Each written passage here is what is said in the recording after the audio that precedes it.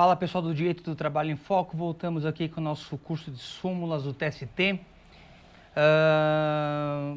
Nós falamos na última aula sobre vínculo empregatício, né? Agora vamos falar sobre trabalho rural, tá? Então, pega aí súmula 344, que fala sobre salário família, trabalhador rural. O salário família é devido aos trabalhadores rurais somente após a vigência da Lei 8.213, de 24 de 7 de 91. Bom, por que essa diferença? Por que só a partir da Lei 8.213 de 91 o salário família passou a ser devido aos trabalhadores rurais? Por um simples motivo. Na verdade, antes dessa lei, havia diferenciação entre trabalhador urbano e trabalhador rural. E a partir dali, na verdade, tanto urbano quanto rural, para fins previdenciários, passaram a ter os mesmos direitos, praticamente, com algumas singularidades, na verdade, né? O abismo que dividia o trabalhador rural do trabalhador urbano, na verdade, desapareceu com a Constituição de 88, tá? Na verdade, a Lei 8.213 é a lei de benefícios da Previdência Social. Tem a Lei 8.212, que é a lei de custeio, e a 8.213, que é a lei de benefícios. Bacana? Então, vamos lá. Mais uma de rural, súmula 432, contribuição sindical rural. Ação de cobrança, penalidade por atraso no recolhimento e inaplicabilidade do artigo 600 da CLT, incidência do artigo 2º da Lei 8.022 de 90. O recolhimento desse tempo da contribuição sindical rural não acarreta a aplicação da multa progressiva prevista no artigo 600 da CLT, em decorrência da sua revogação tácita pela Lei número 8.022 de 90.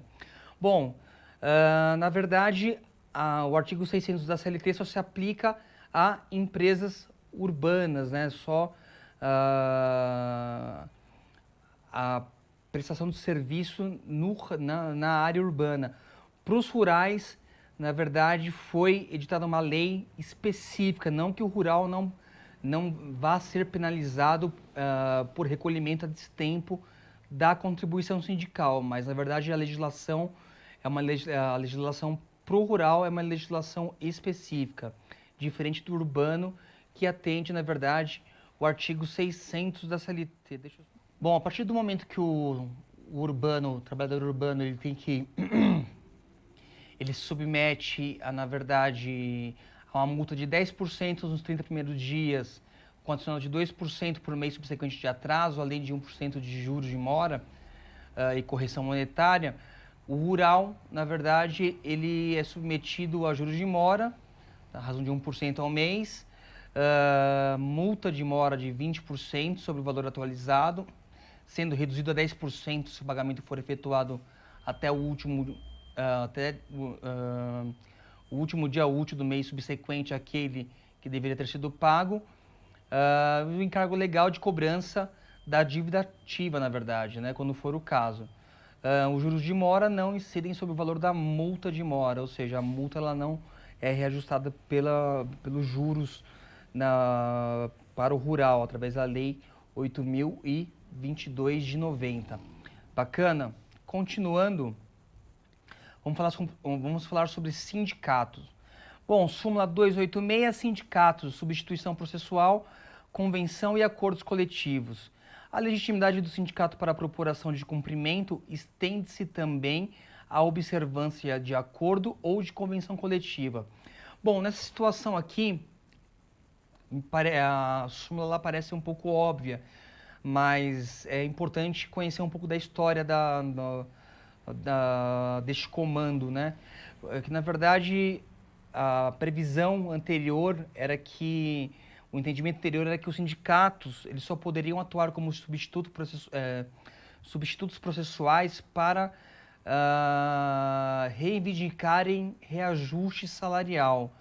E com a Constituição de 88 e com o entendimento do TST, na verdade, expandiu-se a seara de atuação do sindicato como substituto processual. Então, ele, na verdade, consolidou-se o entendimento de que ele poderia também ajuizar ações de cumprimento para exigir para a observância de acordos e convenções coletivas, certo?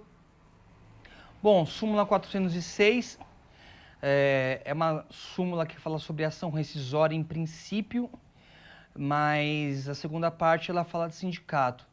Bom, vamos ler a súmula na íntegra, a gente já fala dessa parte da ação rescisória também, da parte processual.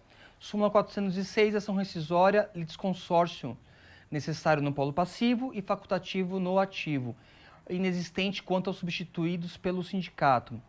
O litisconsórcio na ação rescisória é necessário em relação ao polo passivo da demanda, porque supõe uma comunidade de direitos ou de obrigações que não admite solução dispar para os litisconsortes, em face da indivisibilidade do objeto. Já em relação ao polo ativo, o litisconsórcio é facultativo, uma vez que a aglutinação de autores se faz por conveniência e não pela necessidade decorrente da natureza do litígio, pois não se pode condicionar o exercício do direito individual a um dos litigantes no processo originário à anuência dos demais para retornar à lide. Bom, o que ele quer dizer aqui, nessa primeira parte da súmula? Havendo ação rescisória e havendo litisconsórcio, tanto no polo ativo quanto no polo passivo, verifica-se o seguinte, que na rescisória, no polo passivo, o litisconsórcio é necessário. Isso a gente vai considerando que nós tivemos uma ação originária que ambos os polos também tiveram litisconsortes, desculpa. Só que na rescisória, qual que é o objetivo da rescisória? É desconstituir uma decisão judicial.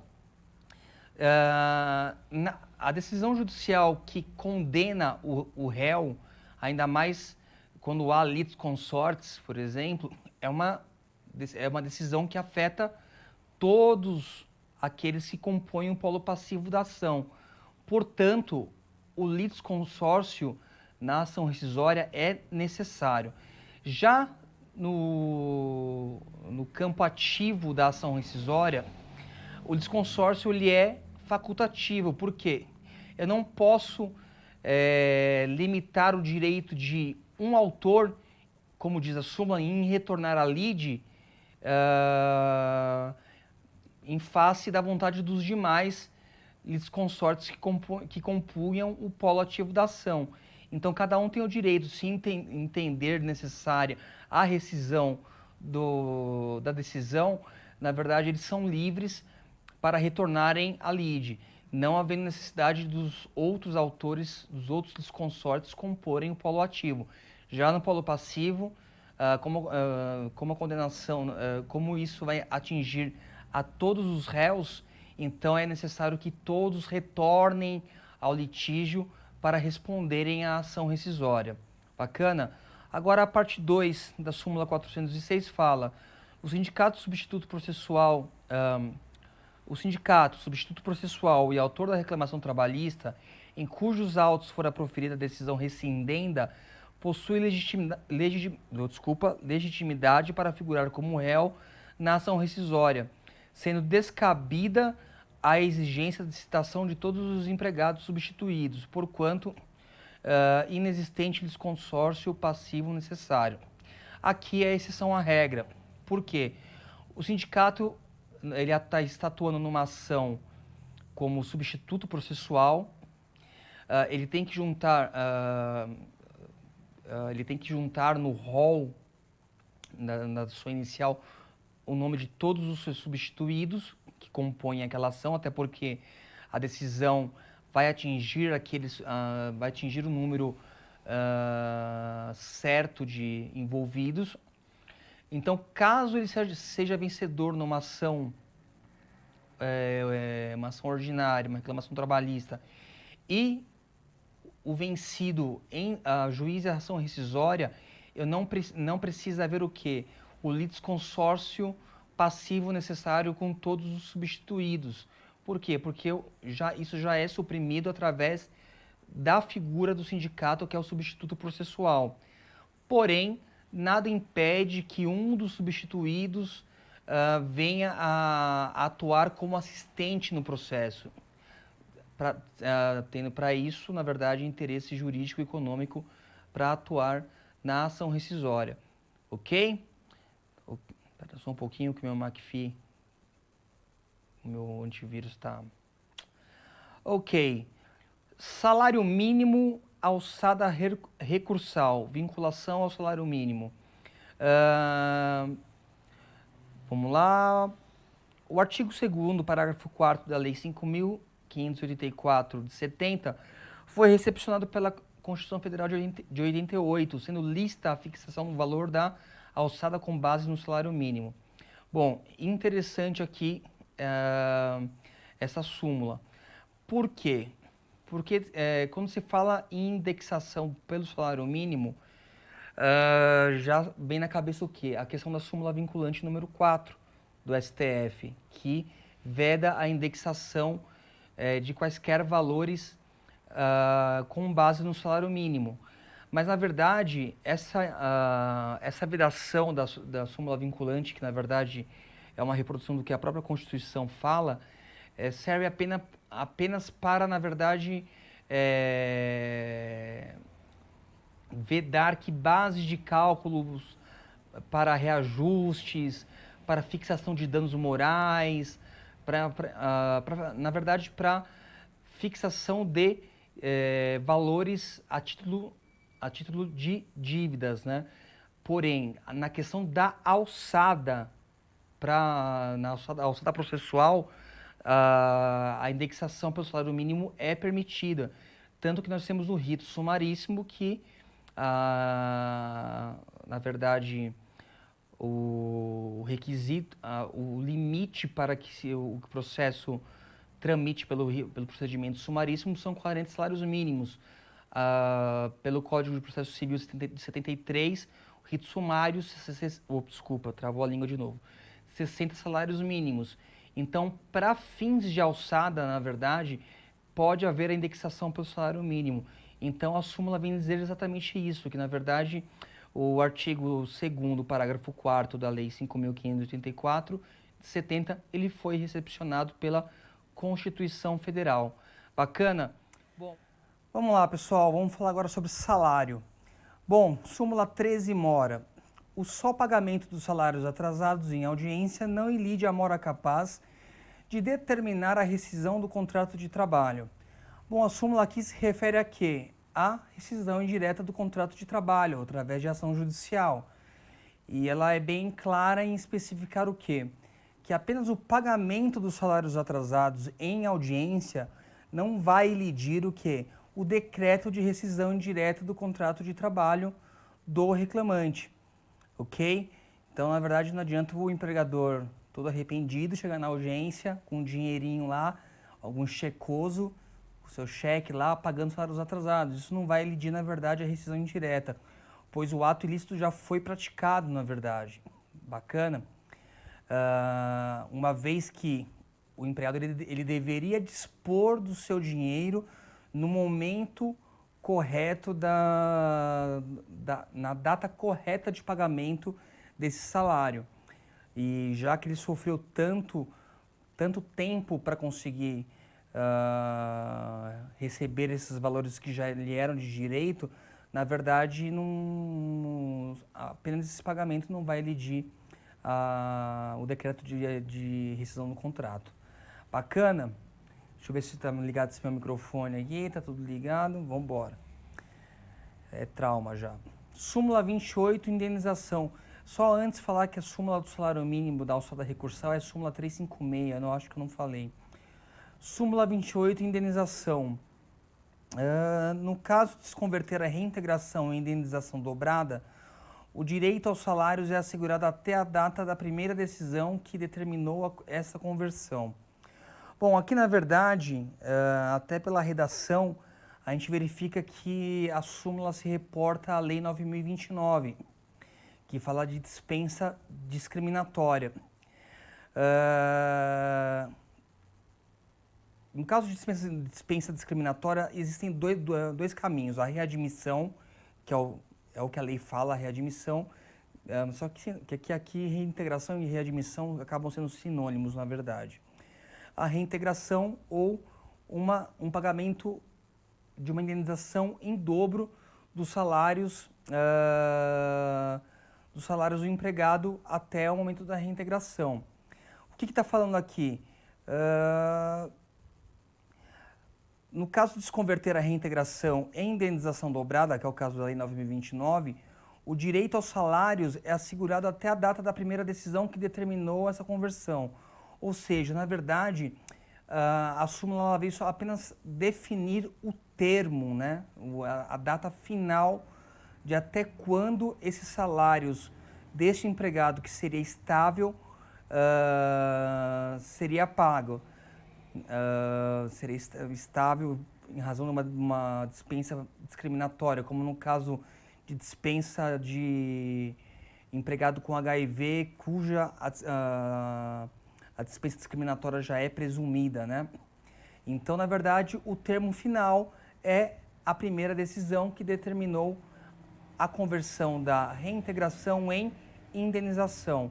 Existem alguns autores que falam usam como exemplo a questão do dirigente sindical, mas eu vejo que, na verdade, a intenção da súmula 28 mesmo é dirigida à Lei 9.029. Bacana? Súmula 60, adicional noturno, integração no salário e prorrogação do horário diurno. Isso aqui nós já falamos sobre essa súmula. Súmula 69, rescisão do contrato. Ok.